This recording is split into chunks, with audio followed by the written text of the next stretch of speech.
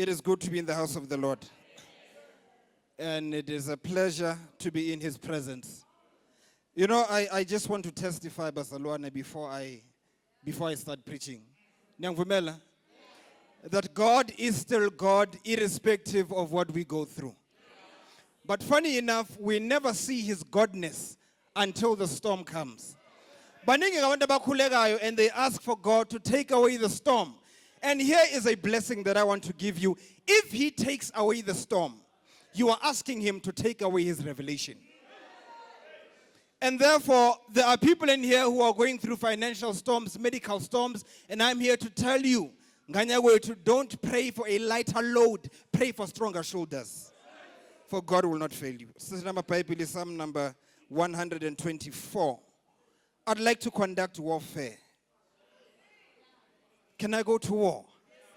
In the name of the Lord, I'd like to conduct warfare, and I've chosen a battleground called Psalm 124. It has got 8 weapons that I'm going to use effectively.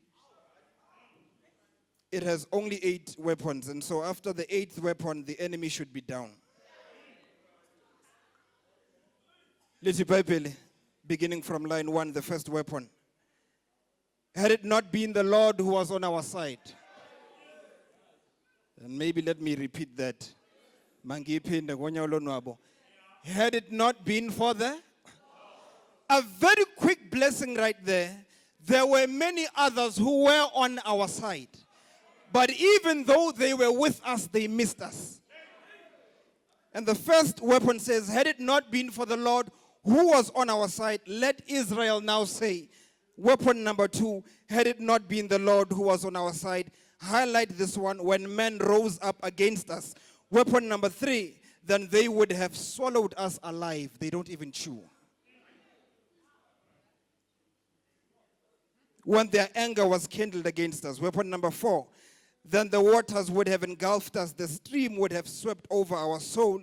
Weapon number 5, then the raging waters would have swept over our very soul. Weapon number 6 is no longer a battlefield but a temple. But blessed be the name of the Lord. It blesses me when it says, who has not allowed us to be swallowed or torn by their teeth. Weapon number 7, our soul has escaped as a bird out of the snare of the trapper. The snare is broken, bless my heart, and we have escaped. And I'd like to tell everyone, you have escaped. It does not matter how dark the dungeon you may be going through, you have escaped, not because you are powerful, but because God is faithful. And I conclude with my last weapon, weapon number 8. Our help is in the name of the Lord, who made the heavens. Oh, come with me on this one. And let us open in prayer. Jehovah mvelimnqa ngemtolozwe nomhlaba. Sicela usibusise ngendlela esimangaliso ngoKristu wasifela siyakhuleka. Amen. We have been given a beautiful theme that I love. And that theme says, Ebenezer, hope is our. Angizwa, hope is our. And with your permission, I want to just pitch a little tent, a smaller tent, under that theme that is beautiful. And I want to entitle my tent, Wounded Yet Victorious. I'm wounded. But in my bleeding, I have accepted victory. I am preaching to people here namhlanje ebusuku who are wounded in their respective areas of life. But what you don't know is that beyond your wounds, you are walking in victory. And so I would like to say, for the next few minutes, all of us are wounded. But in our wounds, let us look at the victory that we have. In a world where a 7-year-old girl is a fully fledged woman in the eyes of a 57-year-old man, we need an anchor. In a world where a dog, the life expectancy of a dog is longer than the life expectancy of its owner, we need an anchor. We need an anchor in a world where dogs outlive their owners. In a world where the majority of people walk in extreme poverty, while a select minority finds it difficult to decrease their general conference. I don't have a general conference, I have a district.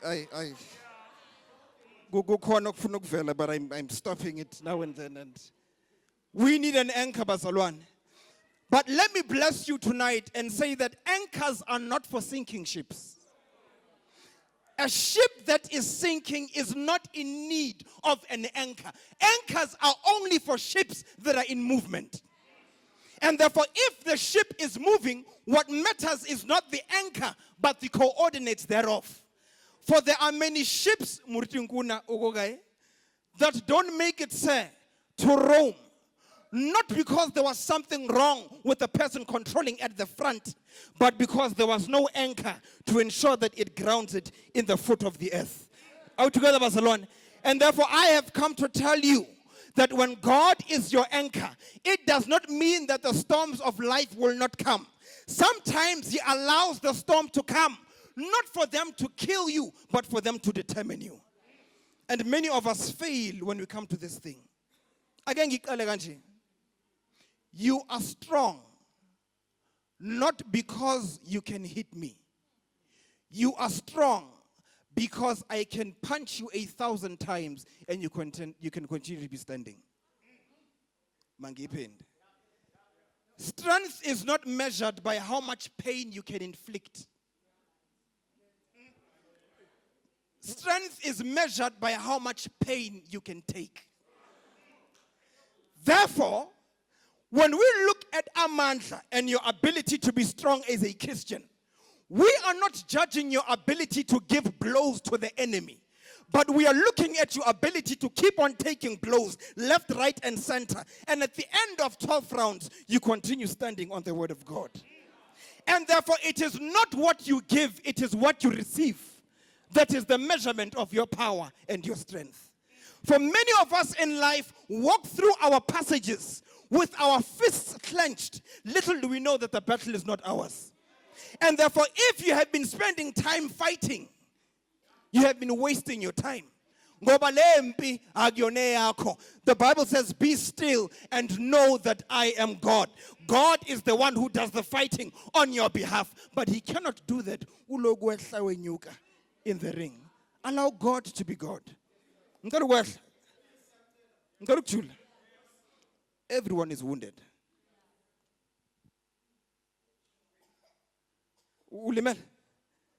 Everyone is wounded. Sorry. Everyone is wounded, Barcelona. But I want you to hear me very, very carefully. Forget everything I said. Remember what I'm about to say now. Wounds don't define who you are.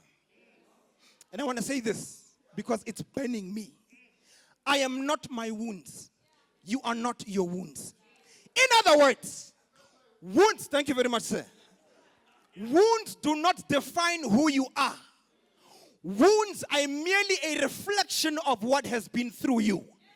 Now, if you look at the word through, through. The word through, can someone say through? Angizwa. The word through suggests two things that bless my heart. Number one, that which came had to find an entry point. And anything that has found an entry point must also locate an exit. Now, a lot of us are depressed in life. A lot of us want to turn our back on the gospel. A lot of us want nothing to do with church because we are too quick to focus on things and people that found an entry point, and we are slow at showing them the exit. In as much as it came into your life in the same door, it can also. Do I have an audience? Every single thing that comes into your life has got two things. Whether it is marital pain, whether it is a medical condition, whether it is your inability to pay your fees, every single demon only comes through the house by finding an entry point. There's something I don't want to say, but I'm a bit afraid. You are threatening me with facial expressions. Can I say it? You see, sometimes the demon can't find an exit point.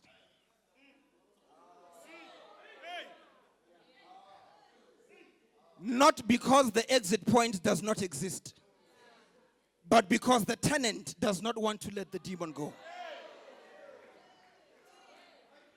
Okay, let me come again. Sometimes Jesus exorcises the temptation out of your life. But the problem is, after every single exorcism, you keep on giving that same demon a spare key. The things you suffer from, every time God delivers you from them, they keep coming back multiplied by 7. Not because they've got power in and of themselves, but because of the back pocket, you've given them a spare key. Now, what is a spare key? A spare key is a hidden tendency. Anizwa. A spare key is a hidden that only you and the devil know. Now, the psalm I've just read was written by who? Angiza Bazalwan. Yeah, Epolongo David. And David had a spare key. I'm going to talk about David. And I will make sure that I don't punish him too much. David killed Goliath. Say amen to that. The sermon starts here. In every David, there is an internal, invisible Goliath. But the problem is the fact that David focuses on the Goliath that he can see, neglecting the fact that within him there is an internal, silent Goliath. A giant that does not speak or awake until you've killed the physical one. So that in your foolishness, when you start being happy and celebrating defeating the physical giant, the internal one comes out and says, who do you think you are? And therefore, David's issue is not the Goliath that fights the Israelites, but David's issue is the silent Goliath, that silent giant that pitches a tent in the nucleus of your heart and only comes out when all the men are at war. And you begin to see that which you're not supposed to see.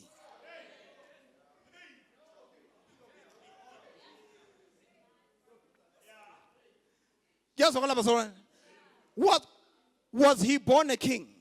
Was he born a king? Where did he start? Not in battle. Where did he start? Oh, shame. If this was an exam, I think I would have to employ negative marking. David started out as a shepherd. This thing bends me. Listen to me very carefully. But even though he started out as a shepherd, his calling was kingship. It amazes me how the call finds you in a place that is the direct opposite of the one it is calling you to. In other words, kings very seldomly are called out of palaces. But most of the time, men of greatness start endaweni ezitelelekile. And it is only when you learn to be faithful in the sheep pen that God begins to reveal his grand plan for you to be a king. In other words, it is your depths that determine your heights. How high you go in life is dependent on how deep the foundation is. But there are many people who keep praying for a double story but have got no foundation that is deep enough to support what they want to see go up. I'm not crushing your dreams. I'm not crushing your desire for kingship. I am saying if you want to see the building go up, have the stamina to build a foundation that is deep enough. And it is in your depths that you deal with darkness. It is in your depths that you deal with failure. It is in your depths that God strips you naked and you begin to see yourself for who you truly are. Outside of the mic and outside of the Israelites and the chariots and the horses, alone and naked in his presence. And God says, this is who you are. And here's my blessing. When you read this psalm, it teaches you one lesson. And the lesson is that your pain should never speak louder than your praise.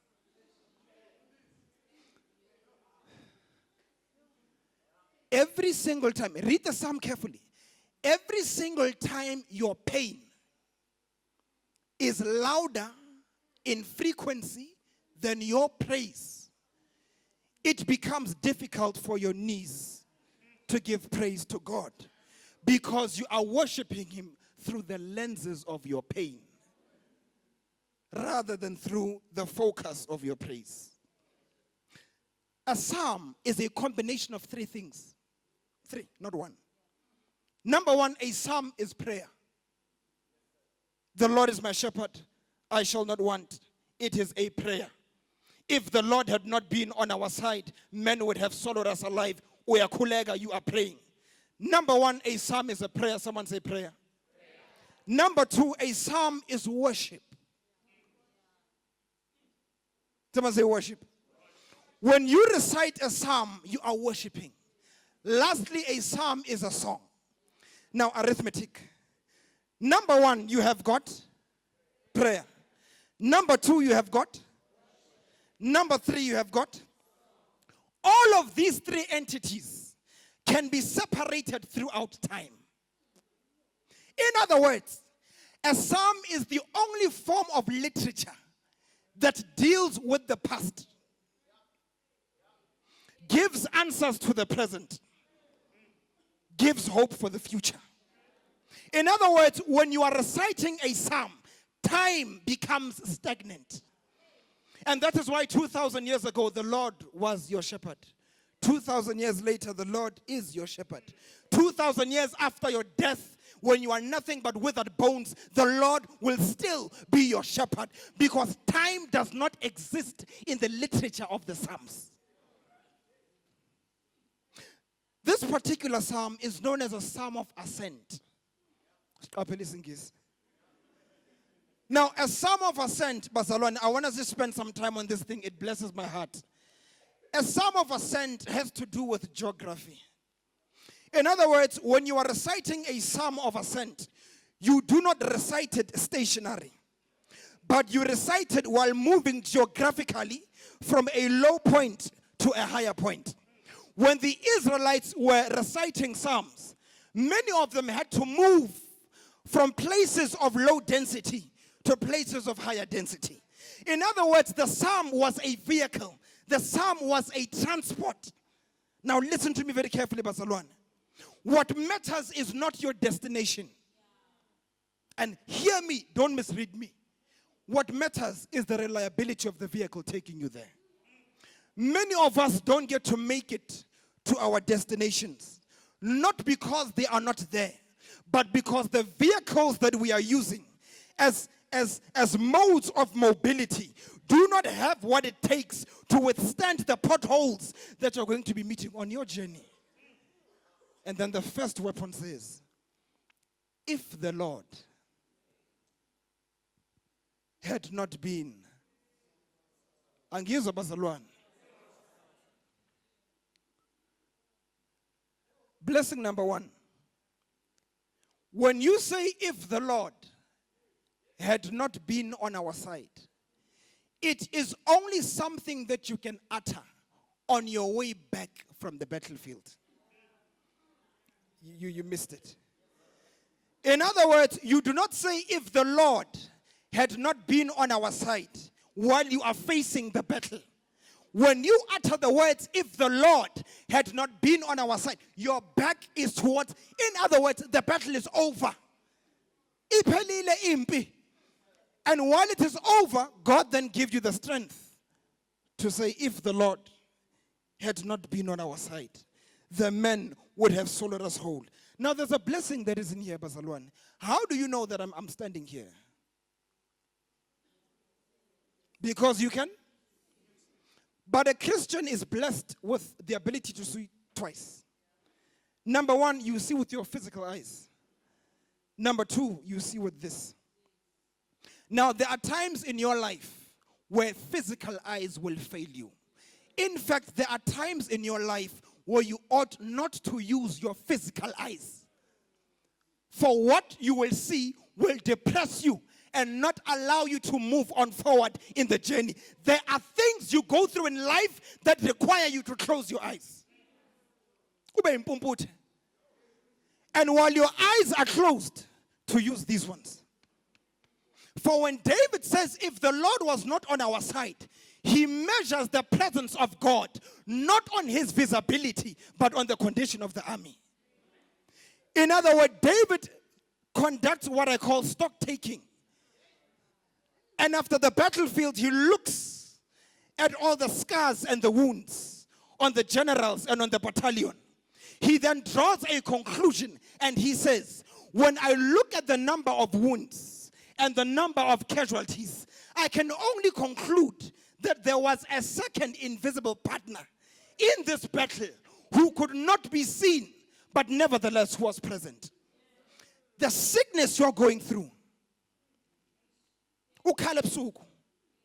up to the point where your pillow becomes wet, as if someone just poured a bucket of water over them. Your ability to not register at school, irrespective of how smart you are, that is a battle. And I have come to tell you from Psalm 124 verse 1 that sometimes God enters the battle, but he makes sure that he's not visible. And if you are a foolish commander, you will judge his presence based on what you can see.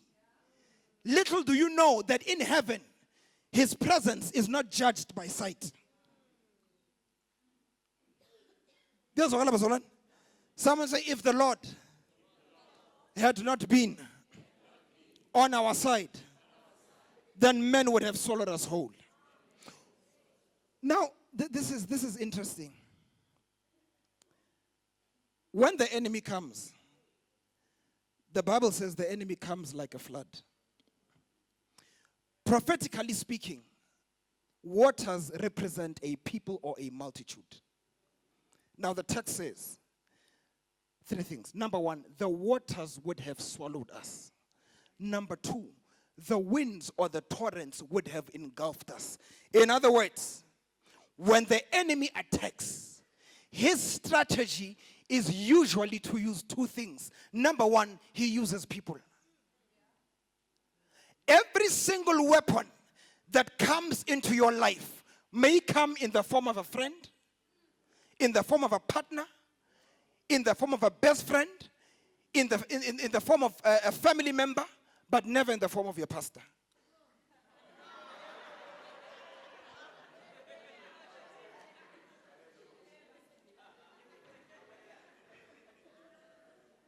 I just had to fix that script quickly. I was not liking where it was going. I just had to quickly.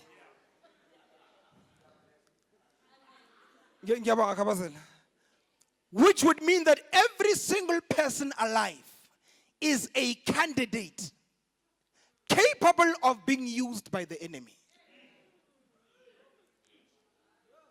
Listen to what I'm saying.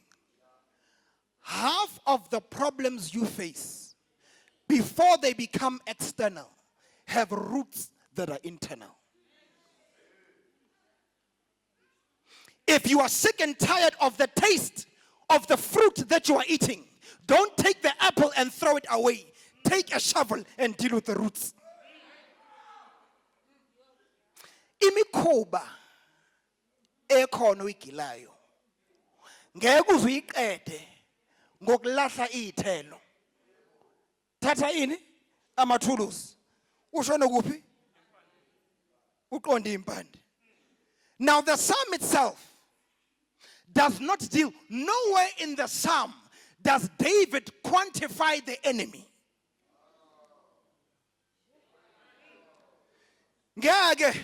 You will never find a line where the enemy is given a number.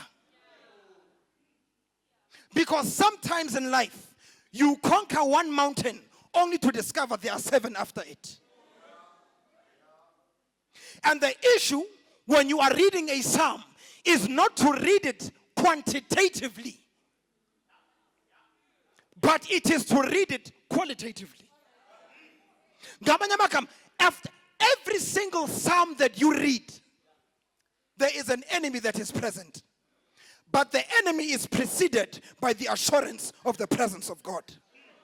But you will miss the presence if you have got a weakness of focusing on the numbers. Are we together, Barcelona? My favorite part is how from verse 1 to verse 5, it is a battlefield. But what is interesting about this battlefield, you move from line number 5. When you come to line number 6, it is no longer a battlefield, it is an altar. Listen to me very carefully. Every battle has a temple. Every battle has an altar. Every single time that you are confronted with warfare, there is an opportunity to fight on your knees, not with your fists, not with your information, because it is not information that scares away the devil, it is revelation. But many of us are operating in information and we underestimate the power of revelation. And then the Bible then says, Barcelona, blessed be the name of the Lord. Because when we were fighting, there were so many people that were with us. There were so many people who were with you during your time of need. And little did you know that most of those multitudes came not because they cared. Some came to measure your ability to heal quickly. It is not everyone who cries with you who is actually with you. And I have come to tell you that in every single aspect of your life, move away from this foolish thing of judging the presence of God based on the things that he does. Sometimes his presence ought to be measured by the things he does not do. My favorite part is when the text says, our soul has escaped. Now you need to understand, you do not escape where you are not chained.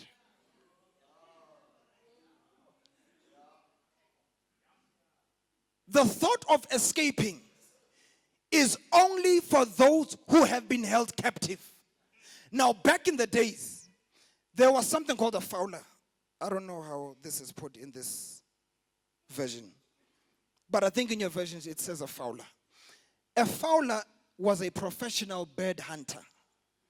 It was not just insizwa ezihambayo uziquphe inyoni.